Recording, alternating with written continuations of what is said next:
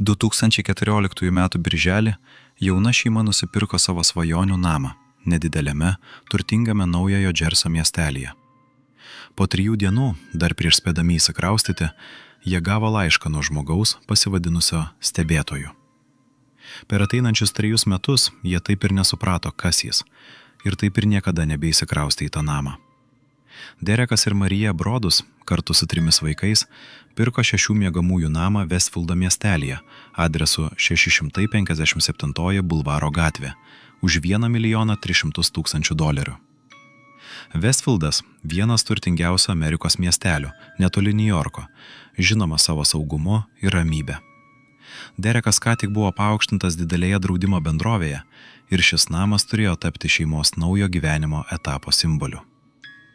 Birželio 5 dieną, praėjus vos 3 dienoms nuo sandorio uždarimo, dar net netlikus jokių persikraustimo darbų, šeima gavo pirmąjį laišką. Jokio grįžtamojo adreso, rašytas rašomąja mašinėle. Laiške buvo parašyta, kad rašytojo šeima stebi šį namą jau kelias kartas. Senelis stebėjo namą 1920-aisiais, tėvas 7-ajame dešimtmetyje, o dabar atėjo jo eilė. Laiškas taip pat parodė, kad autorius žinojo tikslų vaikų skaičių ir amžių, nors šeima namo dar nebuvo net apžiūrėjusi su vaikais. Viename sakinyje jis paklausė, ar šeima atnešė jam jauno kraujo, kurio jis prašė.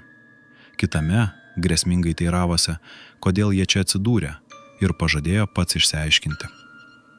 Derekas iškart pranešė policijai. Tačiau Westfieldo policija patarė jiems nepasakoti nė vienam kaimynui apie laišką, nes tuo metu kiekvienas kaimynas buvo potencialus įtariamasis.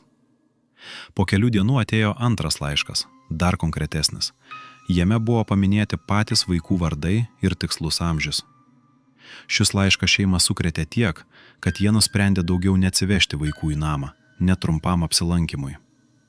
Sekančiais mėnesiais atėjo dar laiškų, iš viso bent 4 per 1,5 metų. Kiekvienas darėsi vis grėsmingesnis. Viename laiške stebėtojas rašė, kad namas nekantriai laukia, kol šeima įsikraustas, kad jame vėl skambėtų jauno kraujo žingsniai koridoriuose.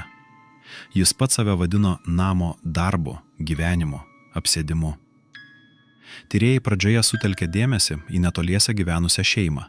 Vyrą, vardu Michaelas Langfordas, gyvenusi su savo pagyvenusią motiną. Kaimynai jį apibūdino kaip uždarą, keistą žmogų, primenantį literatūrinį atsiskyrėlio personažą. Tačiau jokių tiesioginių įrodymų prieš jį niekada nebuvo rasta, ir jis liko tik vienas iš daugelio, niekada oficialiai neapkaltintas. Bandydami suprasti, ar tai galėjo būti susiję su namo praeitimi, Brodusai susisiekė su ankstesniais namo savininkais – Woodsų šeima. Ir čia paaiškėjo dar viena neramė detalė. Woodsai prisipažino, kad jie, gyvendami tame pačiame name, taip pat buvo gavę panašų laišką nuo stebėtojo, tačiau parduodami namą apie tai neinformavo naujų pirkėjų. Brodusai vėliau padavė buvusius savininkus į teismą už tai, kad šie nutylėjo šią informaciją prieš pardavimą. Woodsai iškėlė prieš ieškinį, tvirtindami, kad jų gautas laiškas nebuvo grėsmingas ir kad Brodusai juo šmeižė. Šeima taip ir niekada neįsikraustė į namą, kurį buvo taip laukę. Jie jį išnuomojo kitiems žmonėms ir net tada stebėtojas nenurimo. Nuomininkai vieną dieną gavo laišką skirtą patiems Brodusams su itin priešiška, patyčia primenančia gaida, klausiančiu, ar jie kada susitiko su juo asmeniškai gatvėje, tiesiog nežinodami, kas jis toks.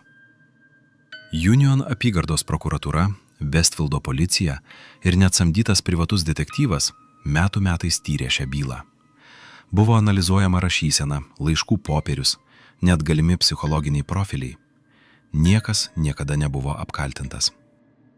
2019 metais, praėjus 5 metams nuo pirmojo laiško, Brodusai galiausiai pardavė namą su beveik $400 000 nuostoliu, lyginant su pirkimo kaina.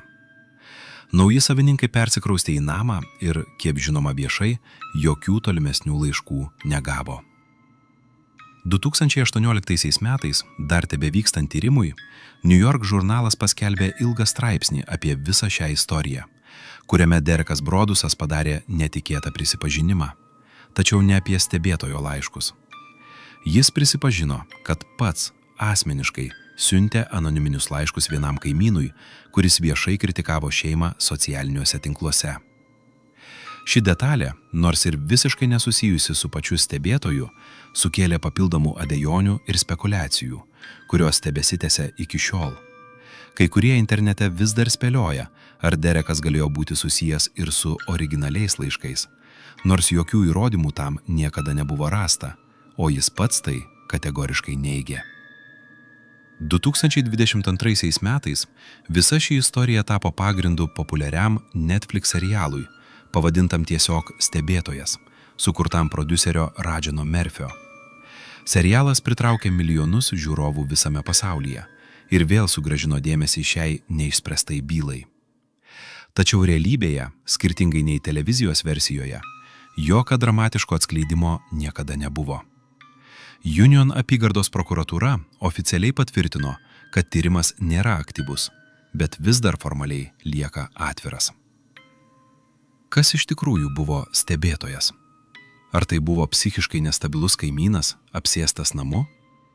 Ar buvęs savininkas, negalintis paleisti praeities? Ar tiesiog kažkas, kas norėjo pasinaudoti šeimos baimę dėl visiškai kitų priežasčių? Nė viena teorija niekada nebuvo įrodyta. 11 metų praėjo nuo tos dienos, kai Brodusai gavo pirmąjį laišką. Namas, kuris turėjo tapti jų svajonių gyvenimo pradžia, tapo vietoj to istorija, žinoma milijonams žmonių visame pasaulyje. Dėl žmogaus, kurio tapatybė taip ir liko paslaptis, pasislėpusi kažkur tarp kaimynų, kuriuos jie kasdien sveikindavo gatvėje, nė nenutokdami, kuris iš jų galėjo būti stebėtojas.